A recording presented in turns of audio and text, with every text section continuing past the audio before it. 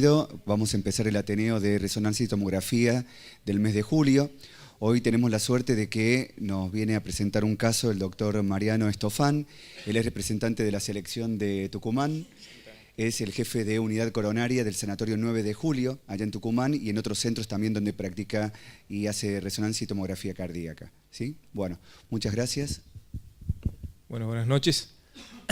Les voy a mostrar un caso bastante interesante que hicimos justamente en el Sanatorio 9 de Julio. Fue un paciente que se internó en la unidad, un paciente de 43 años que entró por una TB monomorfa sostenida, sin descompensación, inicialmente, que después por hipotensión requiere cardioversión. En realidad estuvo en la guardia como media hora con la TB, lo subieron y lo terminamos cardiovertiendo por hipotensión al paciente con marcadores de necrosis positivo y un electro sin cambios isquémicos agudos.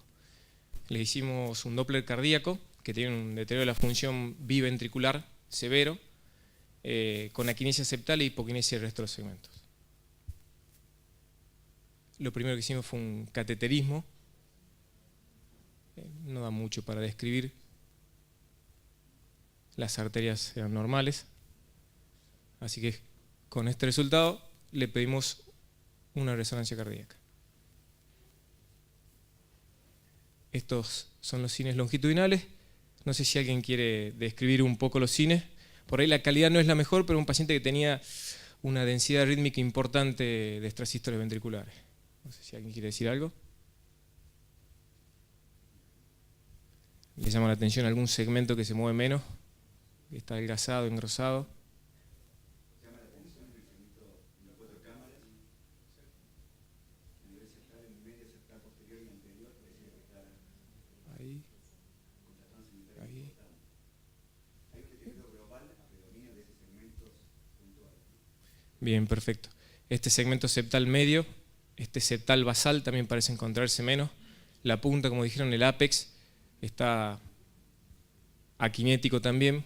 Ahí tiene una imagen interior, pero son trabéculas, trombo. Y aquí también se ve lo anterior basal, está como adelgazado y no se contrae, ¿no?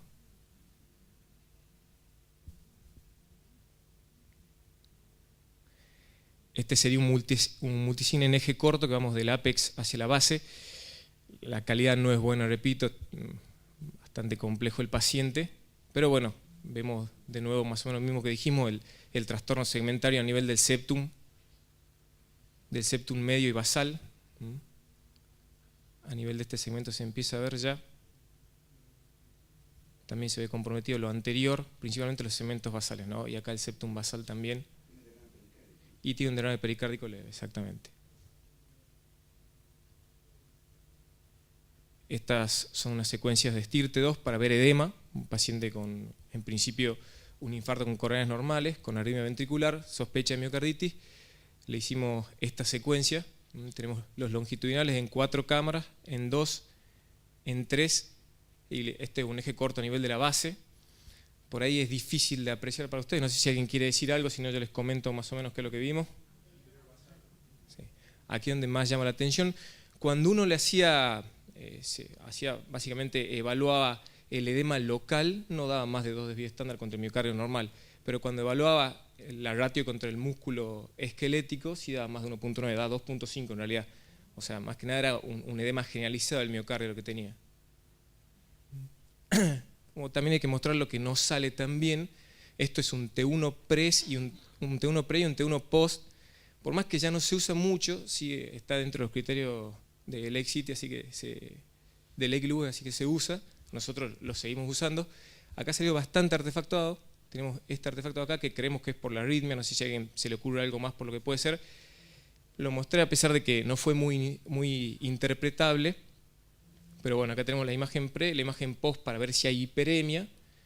Pero simplemente como para compartir, no sé si alguien piensa que otro problema puede haber tenido la secuencia. En realidad, como se ve tanto en los pre-contrastes como en los post-contrastes, no es una cuestión ni de la presencia de contraste, nada, nos parece que fue por la arritmia básicamente y porque también respiraba un poco el paciente, ¿no? Porque no estaba en su mejor estado. No, la verdad que era difícil, claro, era difícil evaluar qué era miocardio, qué estaba movido, qué era volumen parcial del flujo lento intracavitario, así que directamente no le hicimos la cuenta. Ya nos daba el edema bastante claro, así que avanzamos al tardío. Y el tardío Está medio brillante todo, no sé si alguien se anima a describir un poco lo que se ve.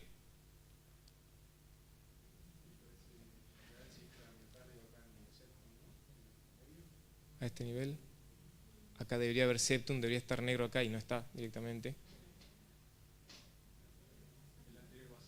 También se ve anterior y anterolateral, subepicárdico acá, se ve lo inferoseptal y lo inferior también subepicárdico. O sea, el realce da predominio de los segmentos basales, subepicárdico en algunos segmentos y transmural en otros, como lo anterior acá, lo septal acá, acá un poquito más claro en los longitudinales, lo mismo, ¿no? Subepicárdico aquí anterior, con partes transmurales, subepicárdico aquí inferior, también basal. A nivel apical, que veamos el trastorno de motilidad que tenía, también tiene realce transmural el paciente.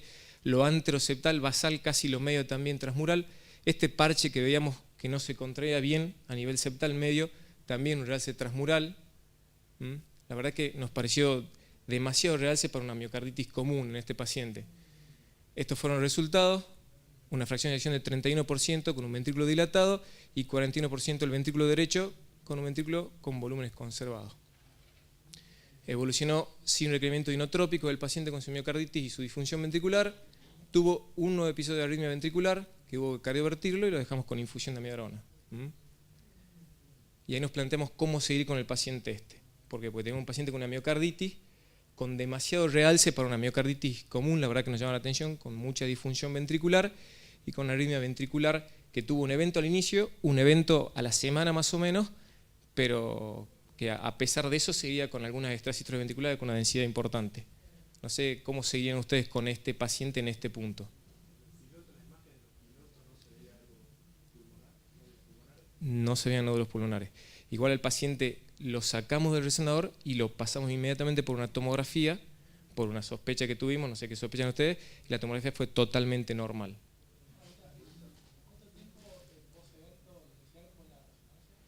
La resonancia fue a los 5 días más o menos.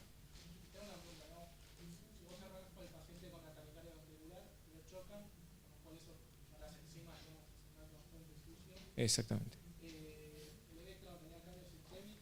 Así es.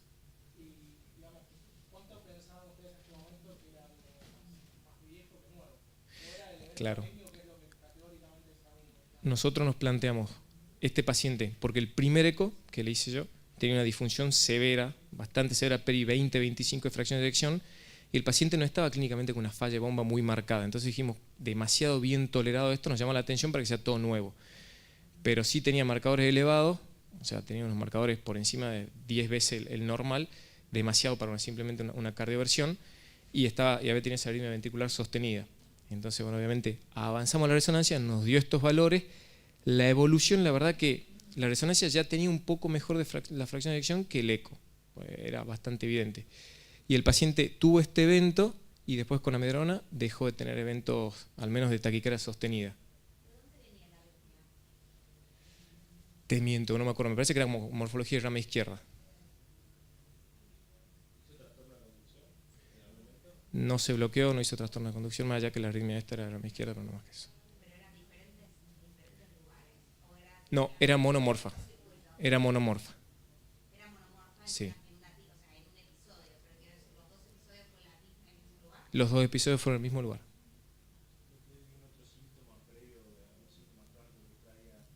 No traía síntomas crónicos. No.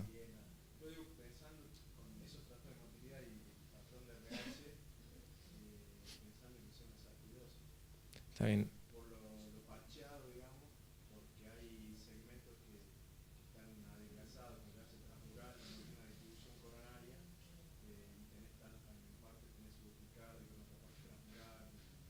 Bien, perfecto. ¿Quieres decir algo? Bien, nuestra sospecha cuando hicimos la resonancia, inmediatamente fue la misma. Dijimos, parece una miocarditis por una sarcoidosis aguda. Lo llevamos a la tomografía y no tenía ganglios ni nada. La vio una neumonóloga y dijo, no, este paciente no tiene sarcoidosis. El 90% de la sarcoidosis tiene afectación pulmonar. Es muy raro, tal cual. Lo que decidimos hacer con este paciente, porque la sospecha era sarcoidosis versus una miocarditis de célula gigante con una evolución clínica típica, le hicimos una biopsia endomiocárdica al paciente. Sí. Sí. Perfecto. Perfecto, lo repito.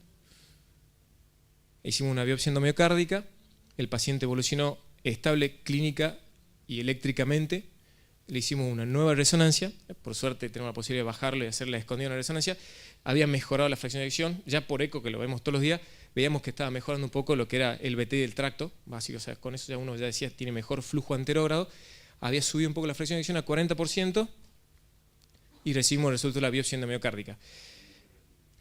Vale la pena aclarar que en Tucumán hacía mucho tiempo no se hacían biopsias, la médica, la anatomopatóloga que evaluó el taco tenía experiencia, pero más que nada en pacientes trasplantados, en los trasplantes que se hicieron, y ella nos dijo que era en primer lugar compatible con la miocarditis célula gigante. La verdad que nos llamó la atención la buena evolución clínica de la miocarditis célula gigante. Dijimos, quizás estamos entrando, uno siempre decía, o sea, miocarditis fulminante, le hago la biopsia y encuentro la célula gigante. Quizás hemos entrado por la ventana, porque hemos dicho resonancia compatible con célula gigante y hemos encontrado esto. Igualmente, hablamos con Mirta Díez del cardiovascular de Buenos Aires, le consultamos y nos dijo, no, si tiene esa evolución clínica, no es una célula gigante. Entonces lo que hicimos fue pedir una nueva evaluación del taco de anatomía patológica y lo mandamos para aquí. Y lo que nos dijeron aquí era que una sarcoidosis cardíaca, lo de este paciente, que era la sospecha inicial, y aquí no se ve muy bien, pero acá hay un granuloma no calcificado. Le iniciamos tratamiento con deltisona y metotrexate, se hace un tratamiento bastante agresivo. No hay nada que lo avale, pero es lo que se hace. O sea, no hay trabajos prospectivos que muestren beneficio, pero es lo que se hace. Y ahora sí, ¿qué haríamos con el paciente este? ¿Qué harían ustedes? El paciente tenía una última resonancia con 40 de fracción de eyección y había dejado de hacer arritmia ventricular y ya estaba con amiodarona vía oral. ¿Ustedes le pondrían un cardiodesfibrilador antes del alta? ¿Y cómo harían el seguimiento de este paciente? ¿Le pondría el cardiodesfibrilador antes del alta? ¿Alguien más piensa igual o piensa distinto? ¿O sabemos que la mayoría está de acuerdo en ponerle un CDI antes del alta? Y algunos piensan por ahí de darle chance al tratamiento y reevaluarlo a ver qué pasa con la fracción de eyección y todo. Puede fallar, sí, eso es así. ¿Y el seguimiento cómo lo harían, y cuándo lo harían y con qué método de este paciente? No sé si alguno... ¿Cuál es la evolución del paciente? Entonces, yo creo que es muy importante saber cómo se trata una sarcoidosis, cuál es la evolución natural. A veces las sarcoidosis evolucionan prácticamente hacia la curación, ad integrum. No tiene por qué tener la evolución de las cavidades, los granulomas, que a veces los granulomas tienen diferentes periodos evolutivos. Uno está fibrótico, el otro está haciéndose. Entonces, me parece como que vamos a ponerle un cardiodesfibrilador para evitar, y estamos mientras tanto tratándolo con corticoides y metotrexate cuando realmente el tratamiento de la sarcoidosis no se sabe. Es decir, veo que acá es como que... A mí me gustaría que vos debés haber consultado bibliografía bien actualizada y que me digas cuál es la evolución de una sarcoidosis cardíaca y cómo andan con este tratamiento de corticoides y de este tipo de citostáticos.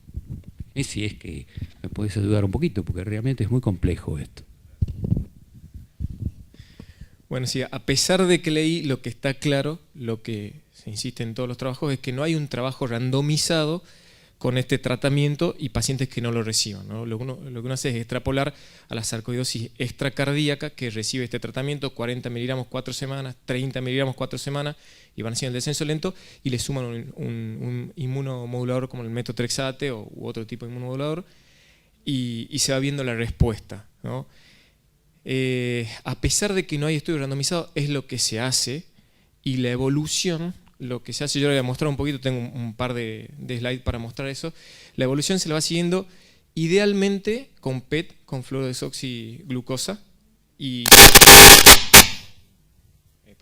se va controlando a ver cómo evoluciona los volúmenes, la fracción de eyección y la captación de la fluorodesoxi. El pronóstico de la sarcoidosis cardíaca es muy malo. Ahora vamos a ver que el pronóstico depende de distintas cosas, entre esos la fibrosis, la disfunción ventricular, si hay bloqueo o no hay bloqueo, la edad del paciente también, pero el colocar o no CDI no está claro tampoco y está bastante discutido a quién colocar y quién no. También ahora les voy a mostrar un poquito para que vean eso. Yo quería que ustedes me digan qué opinaban.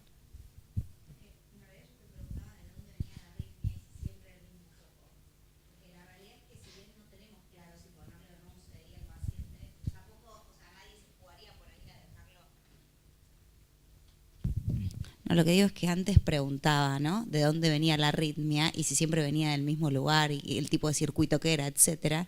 Si era epicárdico, si era endocárdico, bueno, lo que sea. Porque en realidad nadie tiene claro qué hacer con este paciente, pero nadie se jugaría a dejarlo irse a su casa con esa arritmia y la posibilidad de que haga una muerte súbita en su casa. Entonces, digo, por ahí si es una arritmia, que es un circuito monofocal, que siempre viene en el mismo lugar, etcétera, por ahí con esa arritmia incluso se puede intentar ablacionar la arritmia para colaborar con el tratamiento de este paciente. Y por otra parte, si tiene que ver con una de las regiones donde tiene más edema o no ese paciente, teniendo en cuenta que es una sarcoidosis aguda, pues si se supone que es una sarcoidosis aguda, la vas a empezar a tratar, el edema va a disminuir y lo único que va a quedar es la fibrosis, ¿no? Bueno, nuestro planteamiento fue similar en el sentido que dijimos, esto es agudo. Como dijo el doctor, la sarcoidosis tiene 3 estadios, el de inflamación, el de formación de granulomas y el de fibrosis. Y supuestamente con la resonancia uno los puede ver, cuando están los granulomas, hay una hipointensidad en T2, en T1, después está la fibrosis, previo está el edema. Normalmente están solapados. Acá uno diría, en el septum medio tiene un granuloma, me juego, tiene un granuloma, está adelgazado todo ya, y al principio hasta o sea, se describe que las paredes están aumentadas de espesor. Pero es difícil saber. Sí había mucho edema, no sabemos exactamente si la arritmia venía de donde más edema había, porque está todo el miocardio con edema, a pesar de que los segmentos basales, que es donde más trofismo tiene la sarcoidosis, eran los más afectados. Nosotros sí lo mandamos al paciente sin CDI, lo discutimos mucho, dijimos el paciente en 3 semanas mejoró la fracción de eyección, el primer eco era peri 20% y la última resonancia 40%, dijimos lo mediquemos, yo al paciente lo estoy viendo por consultorio haciéndole eco, no está mejorando, así que ahora en menos de un mes hace una nueva resonancia y seguro avanzamos a poner un CDI. No queremos esperar mucho porque no está mejorando el paciente, es un paciente joven. Pero sí queríamos darle la chance pensando que iba a mejorar un poco, así como había mejorado durante la internación en 3 semanas y que se veía mucho edema en la resonancia, dijimos esperemos un poquito y veamos qué es lo que pasa. Les muestro un poco lo que está recomendado en realidad. En seguimiento les comentaba, este es un trabajo del 2016, que lo que recomiendan es ya con una resonancia anormal hacer un PET, ¿no? Y si el PET es normal, considerar el seguimiento con síntomas y electro, más que nada criterios japoneses, lo que se usaba habitualmente antes de la resonancia, digamos. Si el PET es anormal, que ahí uno dice hay inflamación, a pesar de que con la resonancia nosotros vimos en Tucumán, hasta la semana pasada no teníamos PET, ahora tenemos PET, pero todavía no hace la parte cardíaca, se hace la cuestión de ajustarlo. Ahí sí considera tratamiento antiinflamatorio y el seguimiento con PET y monitorear la terapia como la respuesta. Acá vemos un ejemplo, un paciente, este es el PET de base a los 8 meses y a los 25 meses. Vemos cómo mejoró un poco la fracción de eyección y bajaron también las cuentas del PET, ¿no? Y en cuanto al pronóstico y la necesidad de implante, lo que las guías dicen, 2008, clase 2A, el último ítem antes de pasar a la clase 2B, nivel de evidencia C, por supuesto la sarcoidosis no solo es una enfermedad muy rara, se diagnostica la cardíaca obviamente, se diagnostica muy poco y el diagnóstico, o sea el gold estándar que es la biopsia, tiene una sensibilidad del 30%, porque normalmente el tropismo es mucho más de ventrículo izquierdo que derecho y de la base y son zonas más difíciles de biopsiar y normalmente la biopsia termina siendo negativa, o sea es difícil tener una biopsia positiva y mucho más en agudo. Entonces tener un trabajo grande de estos pacientes no hay mucho. Lo que recomiendan ellos es que es razonable implantar al paciente con sarcoidosis cardíaca, lo ponen al lado de miocarditis célula gigante de Chagas, con nivel de evidencia C. Cuando vamos al texto, dicen que la muerte súbita, esto es todo lo que dice sarcoidosis cardíaca la guía, ¿no? E implante CDI. La muerte súbita habitualmente es la presentación inicial, puede ser la presentación inicial, que con lo que se sabe hasta ahora, la sarcoidosis cardíaca con bloqueo cardíaco o con arritmia ventricular o con disfunción ventricular tiene peor pronóstico y que dice que no hay mucha información clínica sobre la estratificación del riesgo de muerte súbita en estos pacientes, por lo que el médico tiene que, con la literatura que hay y su juicio clínico, decidir qué hacer básicamente.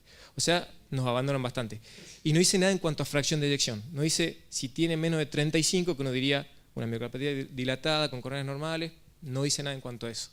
2012 se hizo un update, no dicen absolutamente nada. Este es un trabajo que, por ahí lo que hace el trabajo más grandecito que hay es del 2013, son 235 pacientes con 4 años de seguimiento, y acá lo que vemos es que en 4 años tuvieron los pacientes que tenían sarcoidosis cardíaca. Esto era o biopsia cardíaca con sarcoidosis, o tenían biopsia extracardíaca con sarcoidosis y criterios japoneses de afectación cardíaca, o resonancia compatible con sarcoidosis. Tuvieron 36% de choques que eran positivos, o sea, que no eran espurios, básicamente. Era 30% de choque y 6% de marcapaso antitaquicardia. Principalmente en hombres, en pacientes con bloqueo en sistema de conducción, los que tenían, o sea, estaban en marcapaso más del 40%, era de los que más choques positivos tenían. Los que tienen historia de síncope, menor fracción de eyección y, por supuesto, los que eran indicados por prevención secundaria.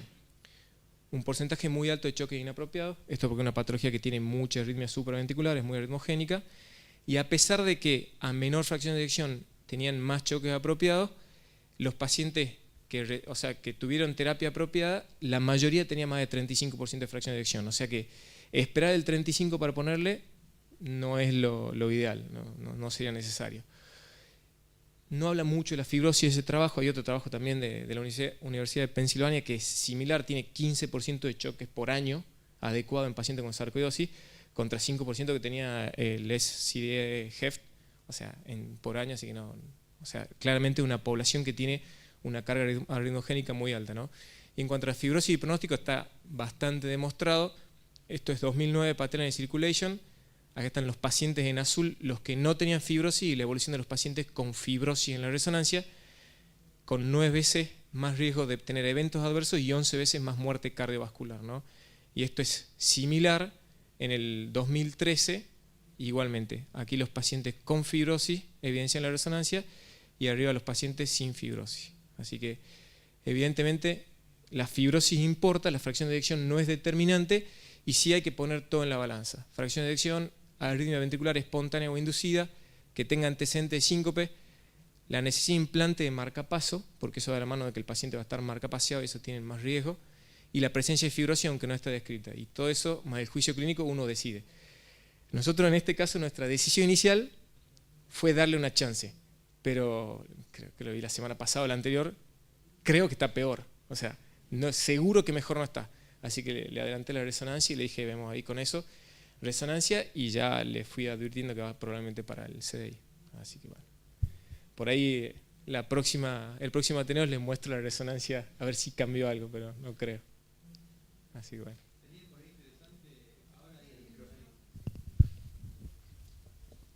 No, digo que probablemente este paciente requiera más resonancias cardíacas en el futuro, pedir un device que sea apto para resonancia. Van a patalear, pero sí, no CDI es caro, pero Sí, nosotros, a ver, ya para pedir la biopsia, tengo que mandar bibliografía en la auditora, todo, para que la autorice. Dijimos, si es sarcoidosis o si es célula gigante, nos cambia un poco el pronóstico, el tratamiento, todo, y si no hay ninguna dos también, nos terminó autorizando la biopsia. ¿De dónde tomaron la muestra del septum del ventrículo derecho y cómo era la imagen del septum en la resonancia? ¿De dónde eventualmente tomaron la muestra? Bueno, la muestra, nosotros primero lo que hicimos fue llevarlo al hemodinamista, al resonador, le mostramos cómo estaba, le muestro el septum, cómo estaba afectado el septum. Por suerte está todo afectado el septum, de ambos lados, tal cual. Si uno ve ahí, está todo afectado ahí, y aquí también esta parte sin duda, y lo apical un poquito también. Entonces lo llevamos, le mostramos, le dijimos, trata de sacar de estas zonas, y nosotros fuimos, acá en la imagen se ve, este es nuestro eco, guiándole. Yo tenía miedo que hagamos una 6B, porque se habló 5 del mismo lugar. Ya estábamos haciendo cavando un túnel en el septum. Pero, o sea, el catéter no era fácil de manejar, era medio rígido, entonces lamentablemente caíamos siempre ahí. Igualmente, por suerte fue representativa, sabiendo que solo un 30% son representativas, y llegamos al diagnóstico. Después, o sea, y otra cosa importante también, que por eso les mostré el primer diagnóstico histopatológico, por más que es el gol estándar, no solo a veces no tiene el rédito que uno busca, sino que a veces el anatomopatólogo también se equivoca. Yo después le mostré a la patóloga tucumana, le mostré y dije, mira, esto es lo que me mandaron, básicamente para que aprendamos todo, para que lo vea y para que la próxima sea un poquito más fácil de identificar. Pero sí, la biopsia fueron 5 tomas y casi todo en el mismo lugar. Tratamos de que no, pero... Que la biopsia guiada casi duplica el rédito.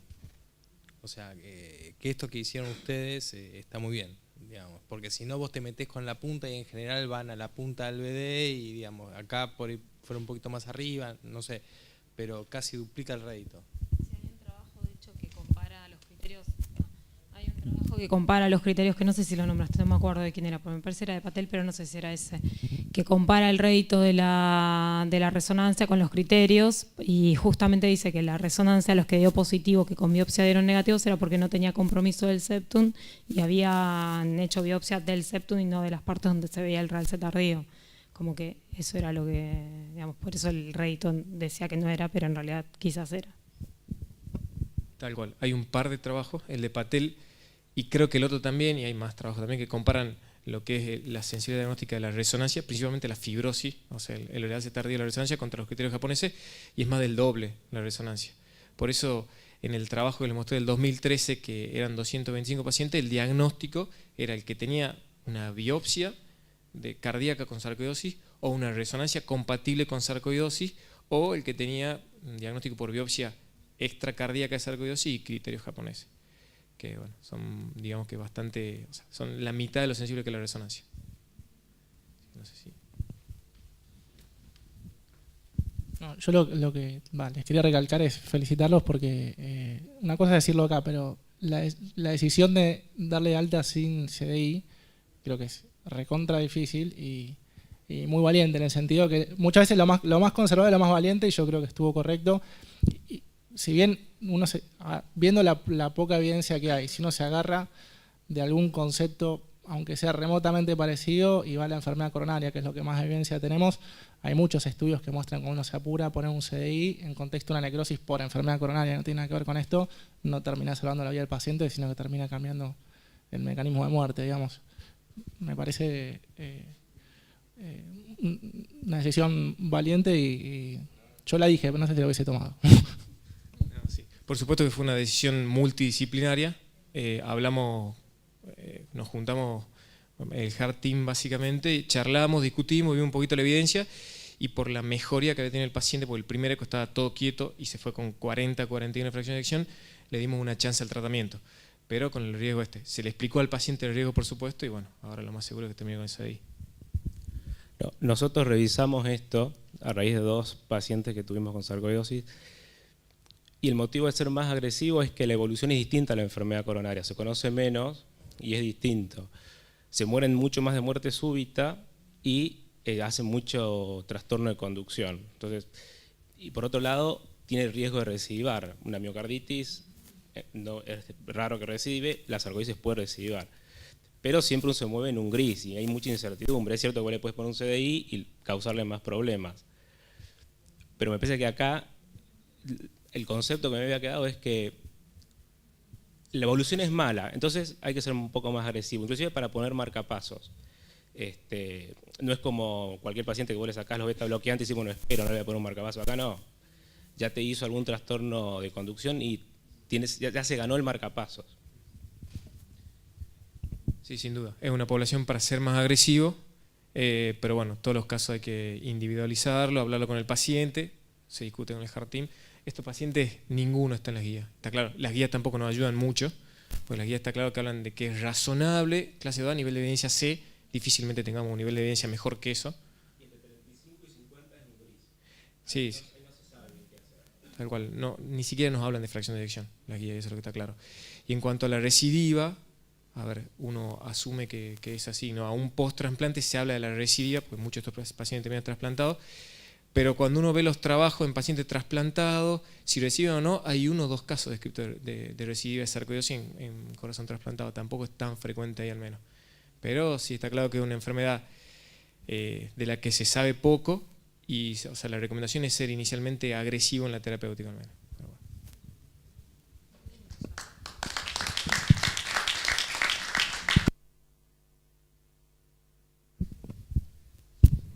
Muy bien, Mariano. ¿Hay preguntas por Webex? Bien. Siguen llegando los audios de que no se pueden conectar y no están escuchando todas las conversaciones. Sí. Algunos pudieron, entrando en la parte de audio de la página Connection. Sí. Sí, ¿alguien le puede mandar a ellos? Bien, si podés reproducir eso. Bueno, muy bueno, Mariana. Muy bien.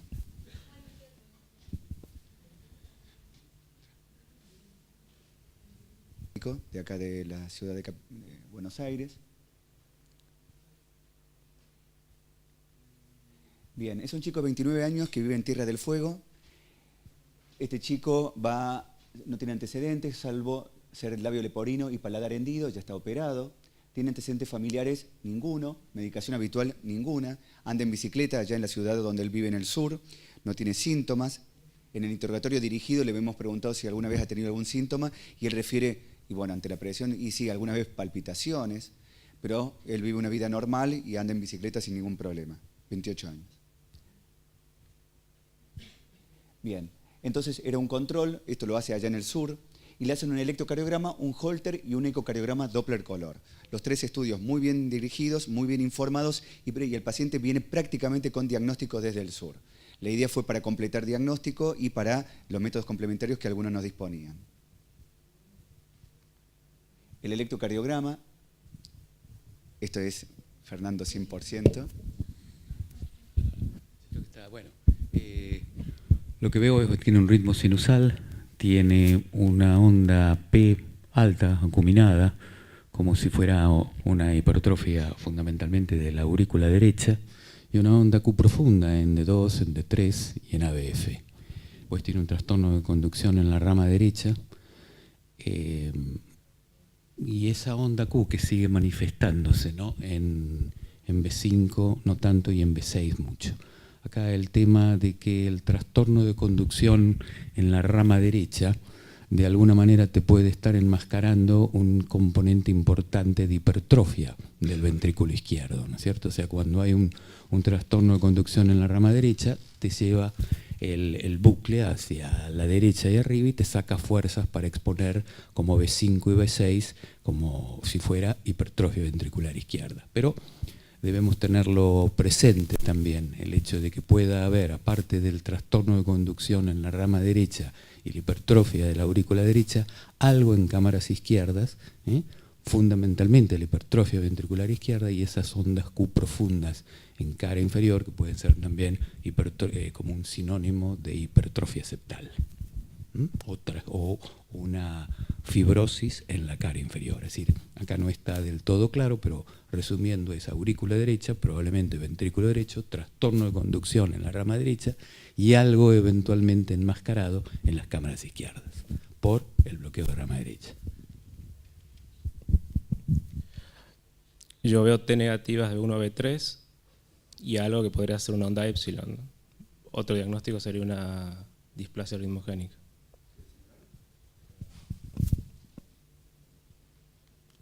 Bueno, paso para atrás.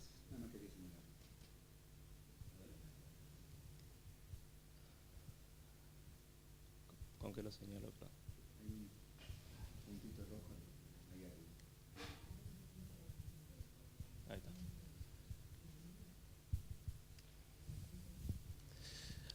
T negativas de 1 a B3 y este pequeño potencial o onda acá que parece una onda epsilon, ¿no?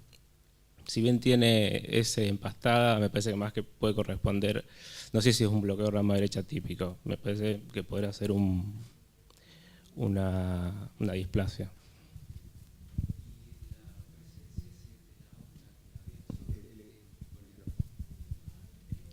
Que veas solamente la... No, el hecho te digo que veas la onda epsilon solamente de B1 a B3, es decir, y esa onda T negativa, ¿la podrías decir que es secundario a un trastorno de conducción? ¿Es inversión de la onda T secundaria al trastorno de conducción o es inherente a la patología, digamos en este caso, una probable displasia del ventrículo derecho? ¿Cómo lo interpretarías vos eso?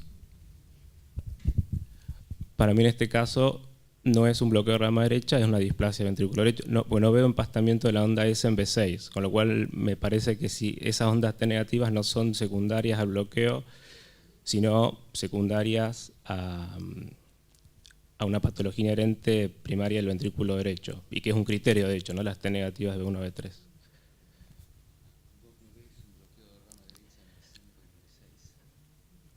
No típico. No veo empastamiento de las fuerzas finales típico en B6 y en D1 más o menos. No me parece un bloqueo de rama derecha típico.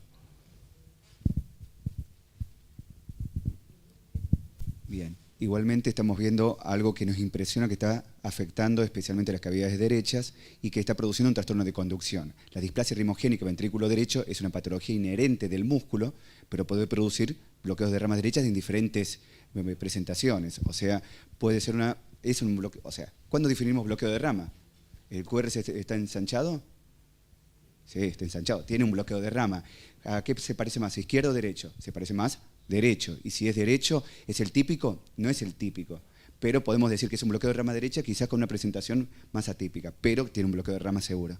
Bien, como dice acá el compañero, es...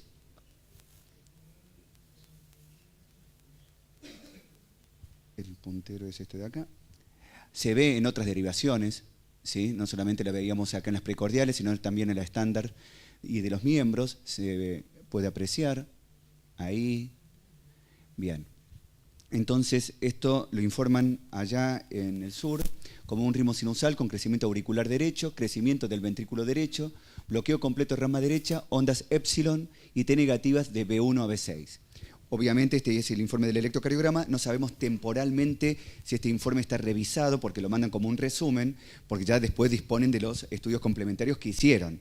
Muchas veces uno revisa los informes del electrocardiograma y cuando ya sospecha una patología, revisando el electro aparece la onda epsilon, por ejemplo. ¿Sí?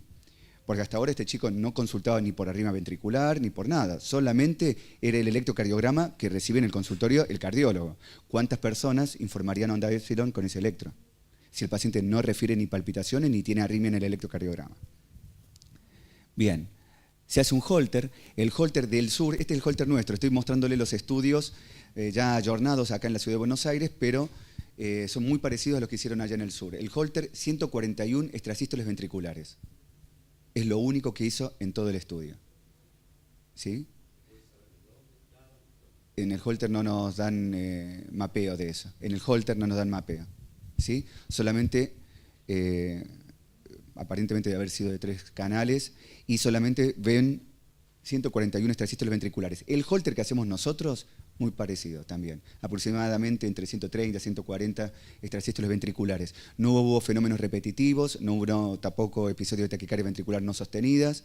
Bien, bueno, ya tenemos entonces un paciente prácticamente asintomático con un electrocardiograma francamente patológico que consulta y finalmente con este electrocardiograma y este Holter le piden en el Holter EV monomorfas con morfología de bloqueo de rama izquierda. Bien, le piden un ecocardiograma y acá aparece lo que prácticamente todos podríamos llegar a diagnosticar.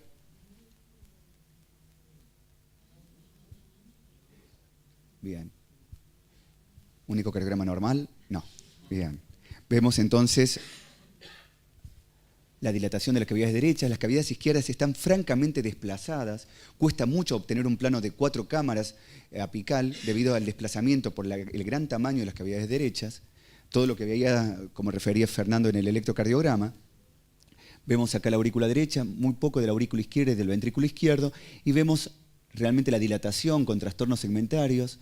Ahora van a ver el informe que hacen en el ecocardiograma y toda esta trabeculación a nivel del ventrículo derecho. Lo mismo en un plano un poquito más alto.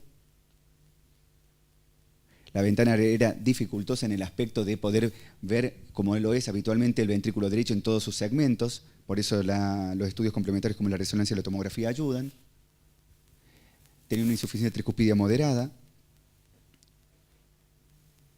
E informan esto: gran dilatación de la aurícula derecha y ventrículo derecho, hipoquinesia del ventrículo derecho, aneurisma apical del ventrículo derecho, movimiento paradojal del septum con IT leve y una presión sistólica de 30 milímetros de mercurio. Bueno, viene acá, le repetimos esto, es muy parecido, el ecocardiograma dificultoso, debido al desplazamiento de las cavidades. Y le hacemos una resonancia magnética cardíaca. Esta es la resonancia, donde vemos las cavidades izquierdas realmente pequeñas. Vemos los trastornos segmentarios, vean acá el septum interventricular, la afectación. Vean los trastornos segmentarios francos de la pared libre del ventrículo derecho. Realmente esto es impresionante, ¿no es cierto? En un paciente asintomático. Bien, realmente la imagen es muy fuerte. Pues muchas veces hacemos diagnóstico de las displasias, pero ver este grado de afectación realmente es raro. Y es raro con esta forma de presentación. ¿Sí? Ventrículo derecho y la aurícula derecha, ven severamente dilatados, ven los trastornos segmentarios ahí, la imagen encierra, que es muy clásico de las displasias, donde hay grasa no hay contracción, donde hay músculo se contrae. Lo vemos muy bien acá, miren, prácticamente esto está kinético.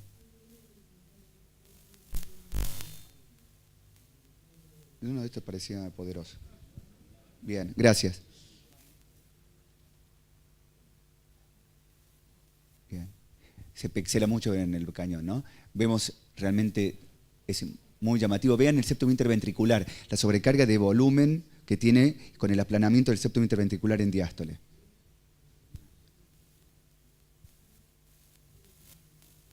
Lo van a ver muy bien acá.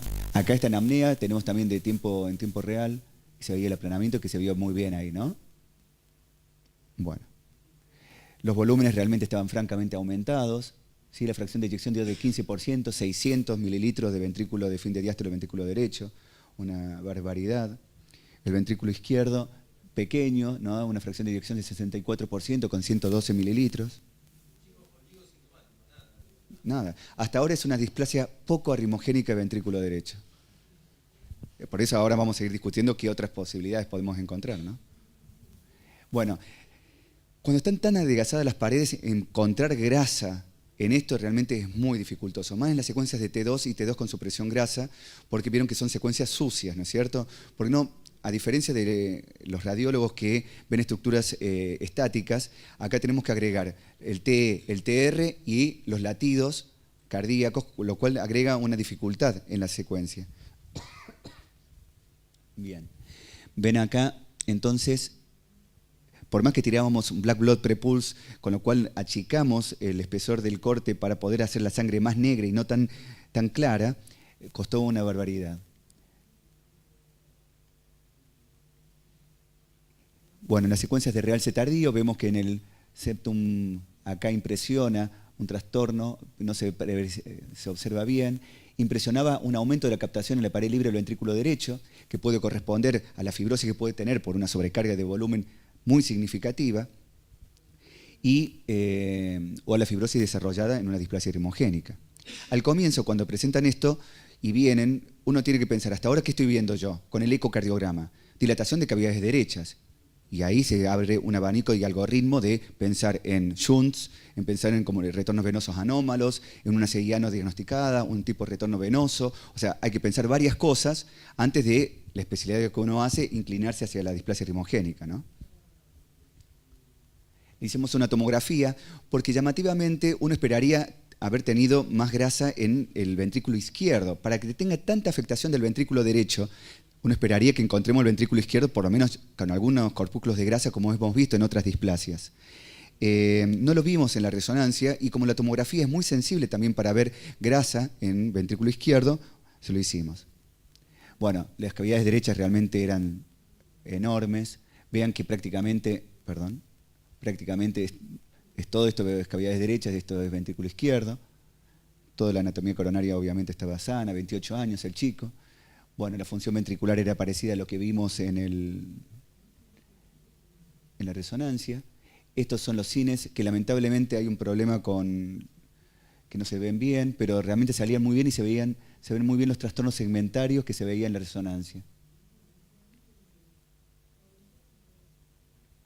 A ver si me fui de largo.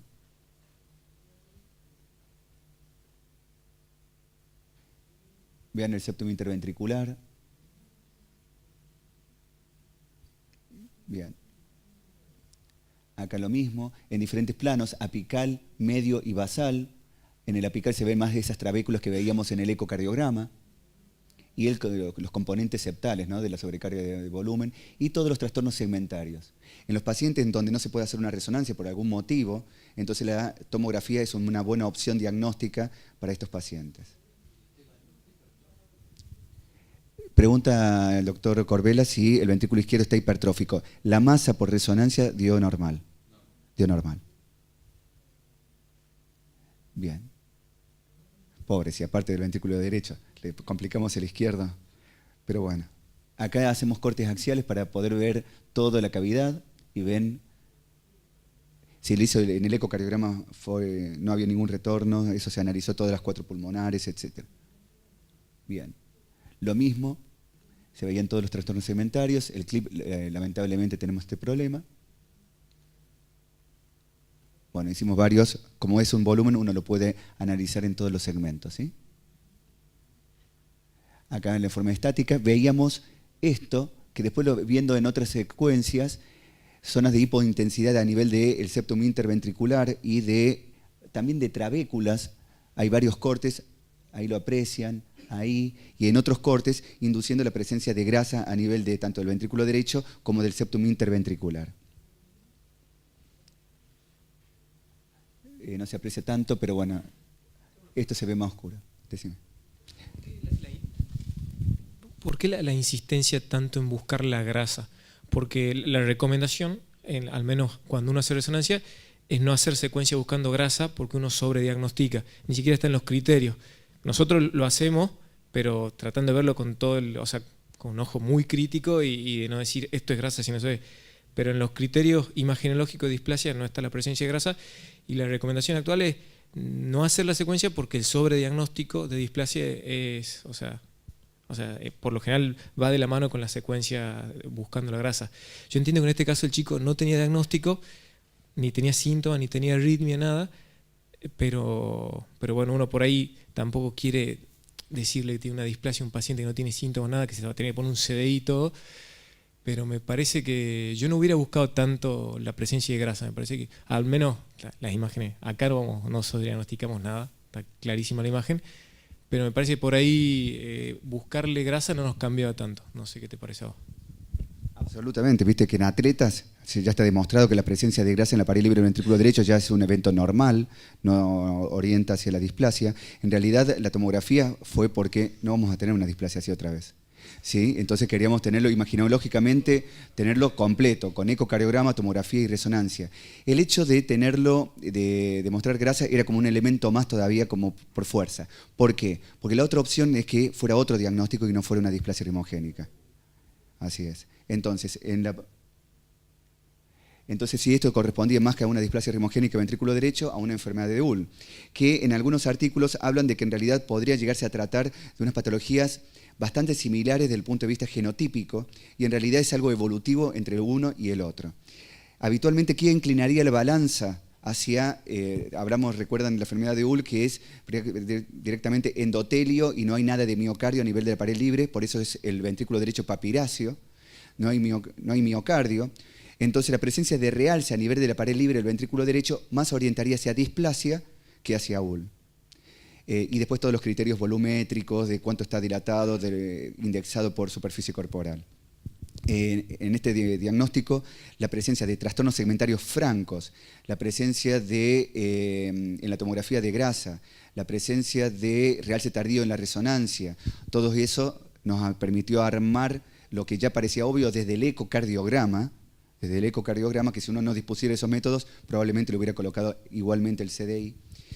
Entonces uno se pregunta, ¿y por qué esto, con este grado de afectación del ventrículo derecho, con estos trastornos de conducción, que ya es obvio en el electrocardiograma, por qué hace tan poca arritmia? Quizás le está haciendo ahora poco, pero en un futuro va a ser todo un abanico de arritmias que va a ser muy difícil el manejo. El paciente ya tiene colocado el CDI, vino del interior, se le colocó el CDI a los 5 días que se internó, y bueno, la evolución va a ser favorable, hasta ahora no hay ninguna descarga, pero bueno, es un caso imaginológicamente sencillo de diagnosticar.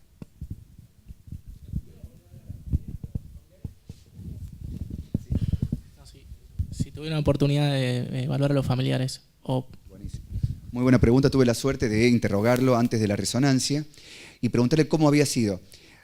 Agrego un dato que, gracias a que me lo hizo recordar el compañero, no hay ningún antecedente familiar, los hermanos son sanos, se hicieron electrocardiogramas normales, por lo menos por electrocardiograma, no hay antecedente de muerte súbita familiar. El paciente refiere, cuando estaba en la habitación, un episodio, cuando se viene por esto, ¿no es cierto? Un episodio de se levantó al baño y se sincopó. Entonces, cuando se estaba haciendo los estudios, le hicimos la resonancia, se hace este síncope, se había ido a la casa esa tarde, porque hasta ahora venía con estudios, vino en avión, vino por sus medios, se hizo la resonancia, a los 2 días hace este episodio de síncope y finalmente se interna. No se registra ningún evento arrítmico, pero ya con el episodio del síncope ya favoreció más todavía la colocación del CDI.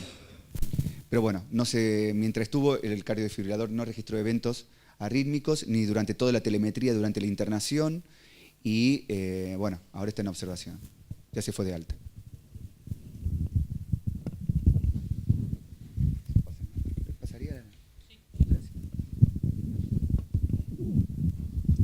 Sí, yo comparto 2 cosas, uno con el doctor Estofan y otra con el doctor Clos. La primera, que como él dice, efectivamente se ha sacado dentro de los criterios mayores la presencia de grasa, pero para el diagnóstico de displasia ritmogénica del ventrículo derecho, porque la pared es muy finita y se confunde la grasa subepicárdica con el ventrículo derecho. Pero es verdad, comparto con que hayan insistido en buscar grasa en el ventrículo izquierdo, porque ya el ventrículo izquierdo tiene un grosor mucho más grande que el ventrículo derecho. Si se ve la presencia de grasa intramiocárdica, que sí es más factible verlo, y ya va a haber hay una variabilidad interobservador e intraobservador mucho más pequeña, me parece que comparto ahí en que hayan buscado la presencia de grasa en el ventrículo izquierdo, porque de hecho que si la encontraban, ya iba a ser una miocardiopatía ritmogénica biventricular y no solamente derecha, como en este caso tenemos ahora. Así que nada, eso, digamos. Con respecto a los criterios mayores, sí es verdad que no se lo ha sacado la presencia de grasa, que histopatológicamente la displasia es eso, el reemplazo de miocardio por grasa, pero que sí es importante hacer la secuencia T1 para ver si no hay grasa intramiocárdica en el ventrículo izquierdo. Básicamente eso.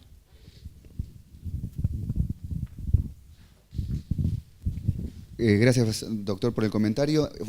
Puntualmente la tomografía fue a buscar el ventrículo izquierdo, ¿sí?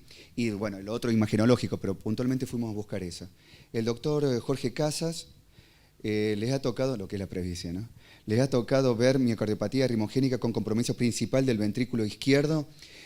Solamente ventrículo izquierdo no. Tenemos un caso muy interesante que hicimos con la doctora Torterolo, que realmente tenía compromiso del ventrículo derecho y compromiso del ventrículo izquierdo, pero los dos simultáneamente. O sea, el ventrículo izquierdo estaba francamente afectado, tenía grasa, se veía muy bien la grasa, más que en este caso, que el ventrículo izquierdo se ven corpúsculos de grasa, el otro eran áreas importantes de grasa, en el septum interventricular y en la pared lateral, pero no sé si acá alguien ha visto una displasia ritmogénica solamente de izquierda. ¿Vos? Ah,